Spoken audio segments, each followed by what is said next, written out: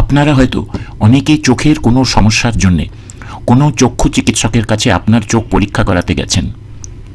চোখ পরীক্ষার সময় নিশ্চয়ই দেখেছেন যে ডাক্তারবাবু আপনাকে এক চোখ বন্ধ করে হয় বাংলা, নয় ইংরাজি, নয় অন্য কোনো ধরনের দেওয়ালে টাঙানো চার্ট পড়তে বলেছেন, এবং আপনি কোন লাইন পর্যন্ত ভালো মতো পড়তে পেরেছেন তা ডাক্তারবাবু লিখে রেখেছেন।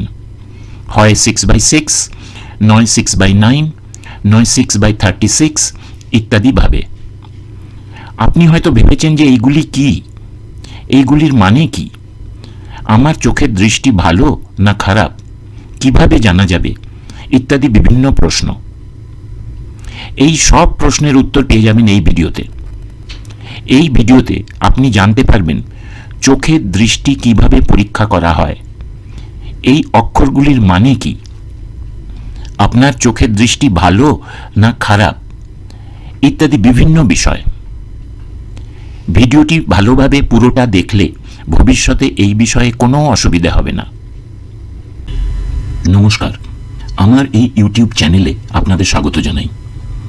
এই চ্যানেলের নাম ডক্টর সাইট, অর্থাৎ চক্ষু বিশেষজ্ঞ দ্বারা চোখ এবং চোখের দৃষ্টি বিষয়ক কিছু মূল্যবান তথ্য এবং ফ্যাক্টস বা সত্য কথা। চ্যানেলের ভিডিওগুলি দেখে যদি ভালো লাগে তাহলে অবশ্যই লাইক করবেন, বন্ধুদের শেয়ার করবেন, চ্যানেল সাবস্ক্রাইব করবেন এবং বেল আইকনে ক্লিক করবেন। সৃষ্টিকর্তা আমাদের চোখ দুটি দিয়েছেন দেখার জন্যে, সুতরাং দেখার সমস্যাই চোখের সবচেয়ে বড় সমস্যা। তাই চোখের ডাক্তারবাবু চোখ পরীক্ষা করার সময় অন্যান্য পরীক্ষার সাথে চোখের দৃষ্টি কীরকম আছে তা পরীক্ষা করেন। আপনার চোখ লাল হলে বা চোখ থেকে জল পড়ার সমস্যা থাকলেও চোখের দৃষ্টি পরীক্ষা করা হয়।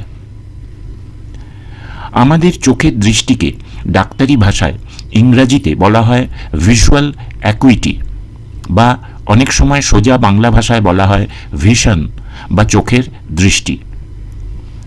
চোখের দৃষ্টির ঠিকমতো পরীক্ষা করাতে হলে দূরের এবং কাছের, কাছের মানে লেখাপড়া বা কাছের কাজ করা ইত্যাদি, এই দুটো দূরত্বেরই পরীক্ষা করাতে হয়।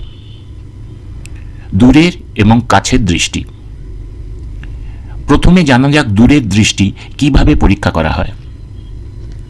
সারা পৃথিবীতে এই দৃষ্টি পরীক্ষা করা এক ধরনের চার্ট দিয়ে হয়, যেই চার্টে কতগুলি অক্ষর উপর থেকে নিচে আকারে বড় থেকে ছোটভাবে ছাপানো থাকে। আজকাল এই চার্ট ইলেকট্রনিক বা ডিজিটালভাবেও পাওয়া যায় এবং ডাক্তারবাবুর হাতে থাকা রিমোট কন্ট্রোল দিয়ে বদলানো যায়। এই চার্ট যে শুধু ইংরাজি ভাষায় হয় তা নয়, বিভিন্ন ভাষায় যেমন বাংলা, হিন্দি, উর্দু বা অন্যান্য মাতৃভাষাতেও পাওয়া যায়। এই চার্টকে বলা হয় স্নেনেলস চার্ট বা স্নেনেলস ডিস্ট্যান্ট ভিশন টেস্ট টাইপস, অর্থাৎ দূরের দৃষ্টি পরীক্ষা করার চার্ট। অনেক চার্টে অক্ষরের জায়গায় নাম্বার বা সংখ্যা থাকে, আর বাচ্চাদের জন্য থাকে বিভিন্ন ধরনের ছবি, পশু, পাখি, জন্তু, জানোয়ার ইত্যাদির। কিন্তু যারা ইংরাজি, বাংলা বা কিছুই পড়তে পারেন না, তাদের কিভাবে পরীক্ষা হবে? তাদের জন্য আছে ইলিটারেট চার্ট বা লেখাপড়া না জানা থাকলেও তাদের জন্য চার্ট। প্রধানত দুই রকমের এই চার্ট হয়, সি চার্ট, ইংরাজি সি এর মতন দেখতে, অথবা ই চার্ট, ইংরাজি এর মতন। সি এর বা ই এর মুখটা কোন দিকে খোলা, ডান দিকে না বাম দিকে, উপরের দিকে খোলা না নিচের দিকে খোলা, এই দিকগুলি পেশেন্টকে জিজ্ঞেস করা হয়। পেশেন্ট যে দিক বলে, ঠিক বলেছে না ভুল বলেছে, তা থেকে দৃষ্টির তথ্য পাওয়া যায়। এই সব চার্টের অক্ষর, সংখ্যা বা ছবিগুলি যে যা হোক করে ছোট বড় ইত্যাদি বানানো হয়েছে তা কিন্তু নয়, এইগুলি বিশেষ বিশেষ মাপের বানানো। সুতরাং এই চার্টের থেকেই বোঝা যাবে যে একজনের দৃষ্টি কতটা আছে বা বাহিরে এসে কত দূর পর্যন্ত দেখতে পায়। এই জন্যে ডাক্তারবাবুকে বাইরে গিয়ে দেখতে হবে না। এছাড়াও আরও কতগুলি নিয়ম আছে। পেশেন্টের বসার জায়গার থেকে চার্টের দূরত্ব থাকবে 6 মিটার বা 20 ফুট, 6 মিটার বা 20 ফুট। আমাদের দেশে এবং বেশিরভাগ দেশে 6 মিটার দূরত্ব ধরা হয়, কিন্তু আমেরিকাতে এবং অন্যান্য কয়েকটি দেশে 20 ফুট দূরত্ব ধরা হয়। যদিও দুটো প্রায় এক, 6 মিটার প্রায় 20 ফুটের মতনই।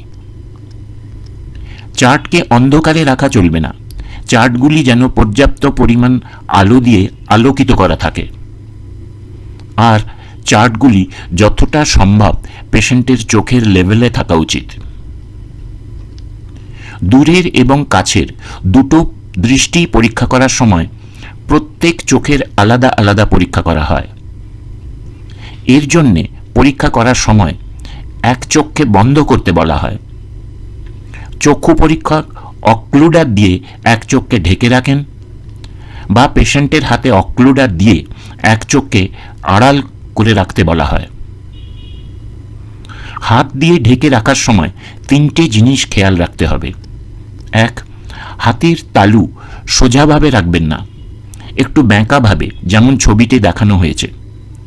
কারণ সোজাভাবে রাখলে অনেক সময় নাক ও হাতের ফাঁকের মধ্যে গ্যাপ থাকে, এতে ঢাকা চোখ দিয়েও কিছু দেখা যেতে পারে। 2, হাতের আঙুলের মধ্যে যেন কোনো ফাঁক না থাকে। এবং 3, হাতের তালু যেন চোখের ওপর চেপে না থাকে। চেপে থাকলে হাত সরিয়ে নেওয়ার পর চোখ ঝাপসা হয়ে যাবে, চোখ ঝাপসা দেখাবে। হাতের তালুর মাঝখানটা উঁচু করে রাখতে হবে যাতে চোখের উপর চাপ না পড়ে। এরপর পেশেন্টকে 6 মিটার বা 20 ফুট দূর থেকে ওই চার্ট উপর থেকে নিচ পর্যন্ত পড়তে বলা হয়।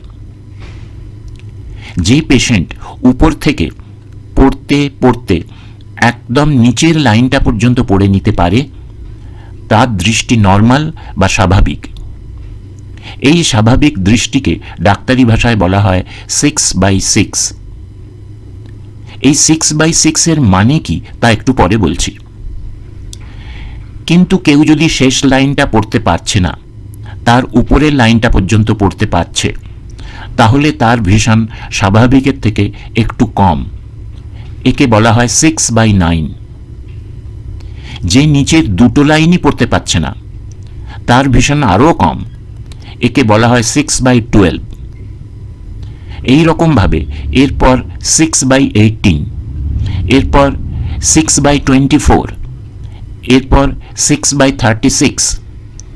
এই রকমভাবে কম দৃষ্টি হতে হতে যে ব্যক্তি শুধু উপরের অক্ষরটাই পড়তে পারে, নিচের আর কোনো অক্ষর পড়তে পারছেন না, তার দৃষ্টি খুবই কম।